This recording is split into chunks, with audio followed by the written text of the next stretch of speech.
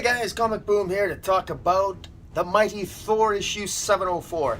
Guys, I've not reviewed any issue of Thor in the past, but I've been reading it for years now. I love Jason Aaron's run. At some point I might even do a review of his earlier Thor issues.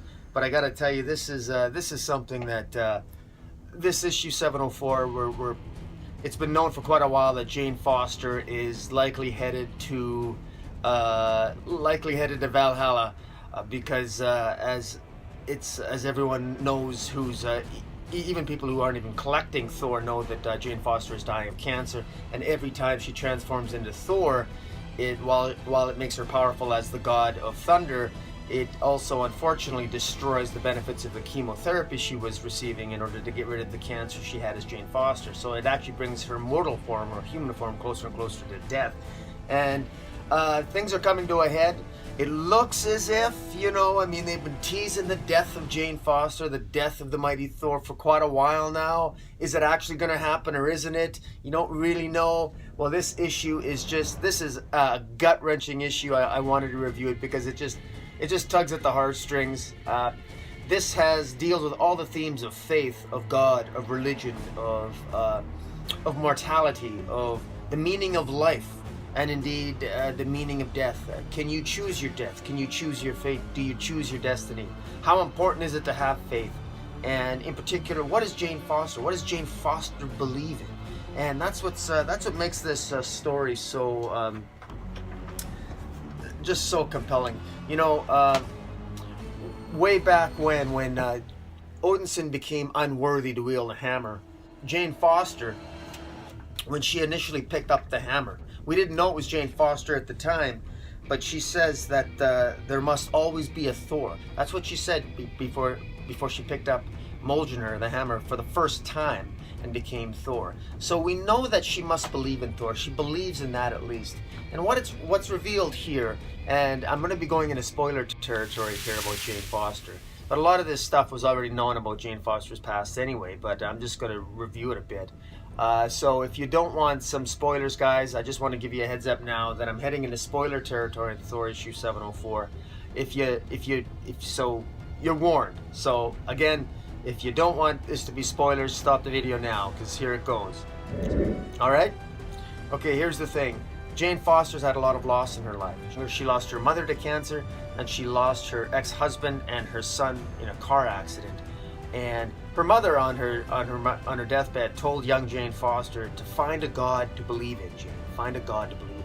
And in many ways, I think that describes the story arc, the journey, Jane Foster's life journey. She's always, like so many of us, we're looking for something to believe in. We're looking to find some faith. What is your faith? Why do you believe in a God? Why don't you believe in a God? Whatever your particular faith is, whatever your disposition is, whatever your beliefs are, spiritually or otherwise, it defines you in some way, but it's part of the journey that we take in our lives. And for Jane Foster, her journey premised upon what her mom said, encouraging, Jane, find a God to believe in. Find a God that's worthy of you.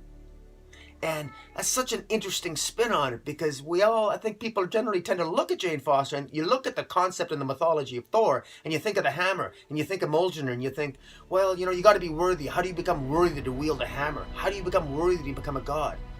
I love the way Jason Aaron, the writer, flips that on its head and says, you know what? Look at this another way. Maybe it's about finding a god worthy of you. Now, there's some narcissism underscoring that question. I mean, who would presume that you're better than a god, that gods have to somehow impress us? But why not? Why shouldn't they? Because one thing that is made clear, that's one of the reasons why Odinson ultimately became unworthy, was because, basically it was Gore was right. It was that really the gods aren't worthy. And in many ways, Odin, for example, and even Freya, not particularly worthy people. You look at the gods, Loki. These are reprehensible people. The gods are in many ways absolutely reprehensible. They're moody in it. Their mood swings destroy worlds, right? It's crazy. So it is a legitimate question to ask. Is a god worthy of worship? Is a god even worthy of believing in? And when Jane's mother says that to her on her deathbed, Jane, you're my beautiful daughter. Find a god worthy to believe in. And Jane, in many ways, has been doing that her whole life, but she's been disappointed every time. And when she lost her ex-husband, she lost her son, and not even the god, not even Thor could save them. Not even the godlike heroes of the Marvel universe could prevent that. Mortality still exists, death still exists, loss still occurs. And Jane Foster, in this crisis of her faith growing up, it explains a lot what underscored her initial picking up of that hammer. Because remember, the very first thing that Jane Foster said when she picked up that hammer, and we didn't know it was Jane Foster at the time, but we obviously found that out. She said, there must always be a Thor. She picked up that hammer because Jane Foster, deep down, she knew that sometimes you got to be your own god, and maybe it's about finding your own self-worth. If you're worthy for yourself, if you meet your own high standards, if you yourself feel worthy, then you are worthy. And for Jane Foster, the worthiness that she felt, the evidence that she had self-worth and that she was genuine, was the fact that she was able to pick up Mjolnir. And Mjolnir obviously agreed with that. And despite that, I think Jane picked up the hammer. Mjolnir saw something in Jane that perhaps Jane Foster never saw in herself either, because Jane is questioning herself. And the most poignant scene in this entire issue is Jane Foster at the end of issue 703, after being told by Doctor Strange definitively that, look, you pick up that hammer one more time, you're going to die. You might become Thor, you might save the day, but you will die. She overhears a conversation between a S.H.I.E.L.D. operative and S.H.I.E.L.D. headquarters, it basically indicating that Asgard is now heading into the sun. Asgard has lost its, is obviously something's gone wrong in Asgard because it seems to be hurtling toward the sun. So whatever's happening, the battle against Mangog is clearly not going Odin's way. Odin's getting his ass kicked. Odin himself is getting his ass kicked. Freya's likely going to die. Loki was unsuccessful in convincing his mother Freya to leave and to hide away from Mangog. But of course, Freya won't leave her people. Odin obviously is doing his best to try to kick some ass, so is Odinson. But they're losing against Mangog. Mangog destroyed the navigational array that kept Asgard in proper orbit near Saturn, and it's now heading toward to the sun, where it'll likely be destroyed. Once Asgard's destroyed, then Mangog is free to rain destruction upon the universe, and he's got the power of a billion beings. And so who's going to stop him? And it's so poignant. Jane Foster knows that she has to touch the hammer.